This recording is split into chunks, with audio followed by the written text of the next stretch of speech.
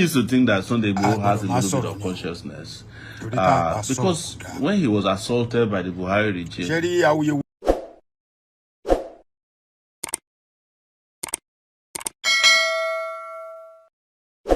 ọ̀tẹ̀ ló ń jẹ́ ló ń pè ọ́ kò sẹ́ni tí ò lórúkọ tiẹ̀ àti wípé ọmọ kì í gọ̀ títí sẹ́ẹ̀ kó gbàgbé orúkọ ara rẹ̀. ààfin tèmi ò nílò ìdánimọ̀ lọ́jà tó bá dọ́jà báyìí wọ́n á mọ̀ kó dọ́jà ni. èmi tí ń tòótọ́ Samuel Owóyẹmí fẹ́lẹ́fẹ́lẹ́ láyé lórúkọ mi, fẹ́lẹ́ ní gbogbo èèyàn mọ̀ mí sí. èmi náà kọ́ Ọlọ́run ọba òkè ló fún mi ṣe ní gbogbo ìgbà. Well, you know, I don't find anything funny anymore, but, you know, I could share a laugh with you. Yes, that is therapy. Yes. Yes. Okay, so make people laugh. You don't say today, you did for a battle. Yes. You don't go collect permission from Sunday Igboho. Because he don't talk, say, you before you tell him that tell him that I'm in front of his house. And there's nothing he can do about me or anybody for that matter. Look, on a serious note, I used to think that Sunday Igboho has a little bit of consciousness. Because when he was assaulted by the Buhari regime, I was the only person who went to the Federal High Court to go and meet the people that were arrested from his house after he had left Nigeria. And that was the day they were granted bail. I fought with the DSS in front of the courtroom. And I assured them, and I did a live stream, by the way. For those of you who are talking about courtroom, I did a live stream inside that court on my page, showing Igboho's DSS victims. And nobody condemned it at that time, because it suits your agenda. So, I did a live stream in that court. It was when the judge came out of his chambers, he saw me. No, before I did the live stream, the judge heard the bail application. He retired to the chambers. I did the live stream. The judge came out and granted them bail. So, had everybody run away, who would have gone to Abuja to help out? So you can then for Igboho to think that he can say that some people cannot campaign for anybody. You know, I think it was a moment of you know, I think maybe, you know, it was a moment of you know, of mental, you know, flight.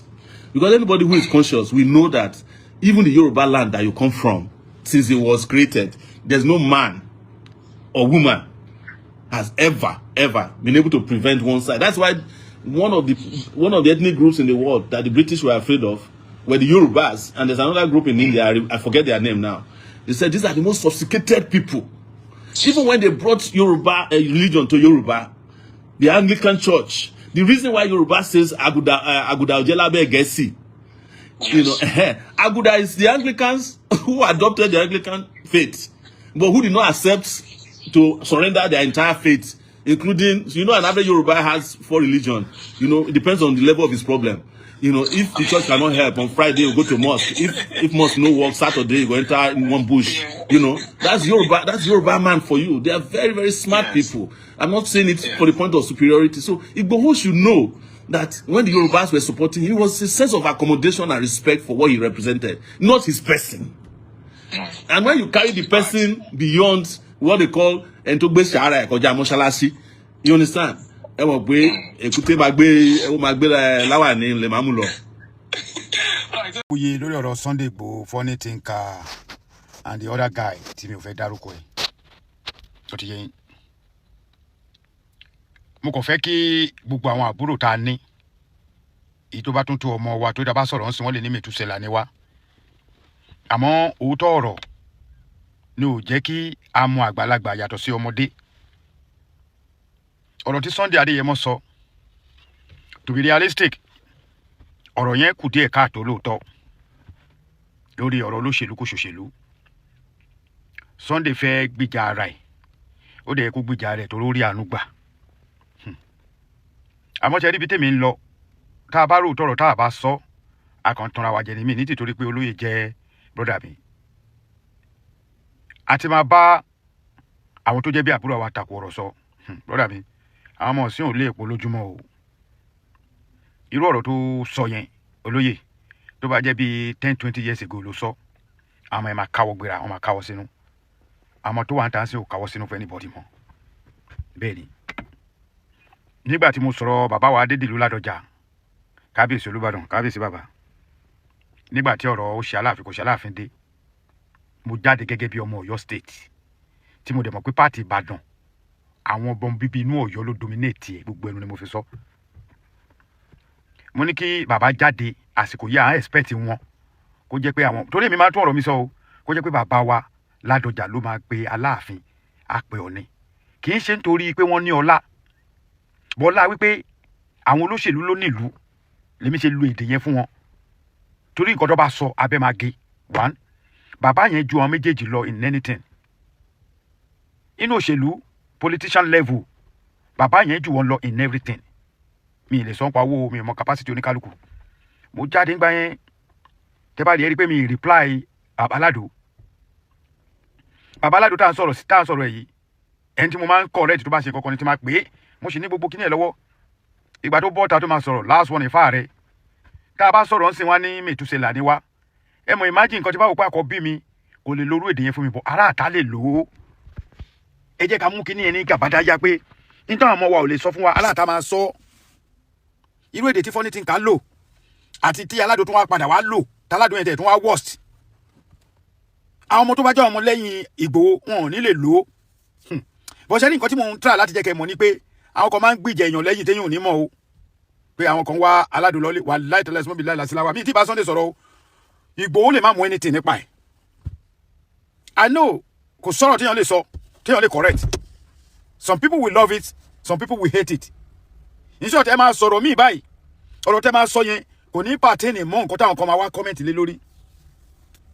ibi tí mo fẹ́ kẹ́ listen sí rèé tẹ́ bá comment ní under tẹ́ bá wá sunday page èèyàn tẹ́ wò pé ẹni tí mo wá sunday page ẹ̀yìn mo fẹ́ comment but èèyàn yẹn wá comment then ẹni tó ní page yẹn ó wá reply àwọn kan wá bọ́ bẹ́ẹ̀ wọ́n ní you are senseless you are kíní kan ṣe ní gbogbo ẹ̀yàn ọmọ kéékèèké tẹ̀ ń ṣe yẹn ẹ ti ń ṣe débi bójúbójú olóró ń bọ̀ àwọn ò ní pa yín mo máa ń pè nìkan màá yí kan mú yín sọ́wọ́ tó bá mú yín sọ́wọ́ yẹn wọ́n máa nà yán wọ́n máa jẹ́ kẹ́ mọ̀ wípé èèyàn ń bú ẹni tó bá jù yàn lọ ọ̀rọ̀ pípa kọ́ lélẹ̀ bọ́n ṣe máa ń bá àwa wíńgbà táwa kékeré nìyẹn tá a bá ṣe òṣì ní Sùúrùlérè àwọn ẹ̀gbọ́n yẹn máa ń rún àwọn bọ́ìsì méjì wá ẹ̀ nà wọ́n á nù ẹ́ débi pé ìyá ẹ̀gbọ́n ò ní lè sọ̀rọ̀ but a ti believe pé ọ̀fẹ́ lóhùn we can do anything on internet ọ̀pọ̀lọpọ̀ obìnrin míì máa wá sórí internet àwọn míì tínú wọn ò dùn àwọn ọkùnrin míì tó hàn láyọ̀ ọkùnrin míì tó yẹ pé nǹkan tíyàwó ẹ̀ ń bá sọ́nù lẹ́gàn kò tí ì gbọ́ kò control nù ilé ẹ̀ á fẹ́ wá control orí Facebook obìnrin mi ò lè control ọkọ ẹ̀ á fẹ́ wá control ọkọ lọ́kọ ìmí ò lè sọ fọ́kọ ẹ̀ pé kó gbẹnu sọ torí yẹn máa ti fi gbá tí gbá mú ni kẹ́ríkẹ́rí bá lòde á ti fi welcome ẹ̀ but wọ́n máa fẹ́ sọ̀rọ̀ èdè yẹn wọ́n fẹ́ sọ sọ̀kọ̀lọ̀kọ̀ online just because online la wà o lè máa jábọ́ gẹ́gẹ́ bí orin tí màlá kọ olóyè láti be careful gan o I'll say it again olóyè láti be careful gan Sunday Igboho láti be careful gan nítorí pé báwọn ọmọ yìí ṣe ń pariwo àwọn ọmọ yìí ti ṣe ìlọ́ọ̀tò tó bá ti dorí òṣèlú level wọ́n ti ṣe ọ̀pọ̀lọpọ̀ èèyàn ẹni bí babaláwo dò bó ṣe bú mi tó ẹni pé mo ò fèsì mi ti ẹ̀dá lómi respond because mo ti rí pé wọ́n àwọn yẹn bí wọ́n ṣe brought ti wọn ni pé àwọn lè rí anybody fín wọn give a fuck but tírú èmi bá ń dàjà máa dá Aládò lóhùn èmi gan ti wọ́ra mi lẹ̀ mi ò wá blame Sunday o kíní kan mo tọ̀ sí tí mo blame because wọ́n lọ ń send voice sáà mọ́ tó wà lórí internet tó yẹ pé tó bá ti send voice ẹ̀ náà máa lò tó bá yẹ pé voice olóyè ò jáde síta àwa yìí máa defend ẹ̀ but olóyè tún ní right láti pe àwọn yẹn pé ẹ lọ gbé wọn wá báwo bàbá wa ṣe máa ń ṣe nìyẹn ẹ má jẹ́ ká máa wò pé gbogbo nǹkan náà ẹ sọ sọ̀rọ̀ nǹkan máa di ọjọ́ fìdí wọn ni no nígbà mídíà bá ti ṣe nǹkan tí ò dáa ẹ lọ mú wọn wá tó bá ní kọ́ ní káwọn méjèèjì wá yẹn kì í ṣe pé ó kéré jù fún Sunday láti sọ̀rọ̀ ẹ̀ tó bá yá àmàrà nǹkan tó máa ní mò ń fọgbọ́n defend Sunday mo èmi máa sòótọ́ ọ̀rọ̀ kò sí nǹkan tí kankan lè ṣe fún mi nù yín tí bá sọ̀rọ̀ sí Sunday kò sí nǹkan tó máa ṣe àgbà rẹ̀ láre àgbà ẹ̀bí ẹ̀ lẹ́bi bọ̀ nǹkan tí mo fẹ́ kẹ́ mọ̀ ni pé mo dẹ̀ fẹ́ kó yé Sunday ni pé irú ọ̀rọ̀ yìí ẹ jẹ́ ká ní sùúrù pẹ̀lú ẹ o àti wà lásìkò òṣèlú o àwọn ọmọdé à ń sọ yìí ti bú a lot of people bọ̀ tó bá lọ ṣe nǹkan burúkú fún wọn Sunday orí ẹnu máa fẹ́ dálé o èmi ò ní rí òótọ́ ọ̀rọ̀ kí wá ní just because ẹ torí kíní kankan má sọ olóyè o ní láti kìkẹ́ àfúfú àwọn ìjẹ́ káwọn ìbá tiwọn lọ mo ti sọ lẹ́mi àti ẹ̀kọ́ náà tájọ́ ń tàkù ọ̀rọ̀ sọ mo ò fẹ́ dárúkọ ẹ̀ mọ́ nǹkan ní kí n má dárúkọ ẹ̀ mọ́ ó ní èmi mo kọ́kọ́ bú òun èmi mo kọ́ ṣe kinní kan ló gbé bí mi ṣe pé tó ṣe kinní kan lóòótọ́ mo ní anybody tó bá gbé picture mi in the wrong way mo ní màá mú page ẹ̀ wálẹ̀ mo sọ but ọ̀pọ̀lọpọ̀ àwọn tá à ń sọ yìí ti bú ọ̀pọ̀lọpọ̀ àwọn èèyàn tẹ́yìn ò mọ̀ ẹ bá ń fọpọlọ gbé ẹ̀yin fans mi wọ́n ti ṣe àwọn èèyàn bọ̀ tí nǹkan tèmi sọ yẹn tèmi ti sọ lọ́nà yẹn tó bá wàá padà ṣẹlẹ̀ wọ́n ní Almaroof ló mú péjì mi wálẹ̀ o ẹ mọ oníkíní pẹlẹbẹ kan náà ọmọ tí ò ráṣọ tó wọ́n náà díẹ̀ ọ̀dẹ̀ yẹn mi ní dákọ̀ náà torí mo ti níṣẹ́ wọn lọ́tọ̀ ibi tá a ti máa pàdé tó náà máa gbé kíní tó máa wọ kọ́mù bend and select tó ń bú anybody tó bá gbé péjì wọn wálẹ̀ wọn á lé mi ní Almaroof tó bá gbé péjì wọn wálẹ̀ tó wọn bá dìpọ́tì ẹ̀ wálẹ̀ tó bẹ́ẹ̀ kò sírú ògùn tẹ̀lé ṣe sírú èmi tó lè ràn mí ẹ kàn máa ṣe ra ilé ìṣẹ̀lẹ̀ torí mi níta sí yín mi ì dẹ̀ ní sàṣìyín but any one of you tó bá rò pé bóyá o lè sàṣírù èmi pé kọ́ gbé mi wálé àbí kí n ṣiṣẹ́ ṣiṣẹ́ ló ń béwúrẹ́ tewúrẹ́ fi ń gùn yẹ o ṣiṣẹ́ ló ń bá gùtàn tágùtàn fi ń gùn yẹ ṣiṣẹ́ ló máa padà bá yín o ẹ fi mí lẹ̀ jẹ́jẹ́ torí mi ní sàṣìyín mi ì ta sí yín ẹ má ta sí mi mi ì tẹ̀ yín ẹ má tẹ̀ mí mi ì lẹ̀mọ́ yín ẹ má lẹ̀mọ́ mi ẹ má kílìṣì mọ́ mi rárá ọmọ gbòòrò.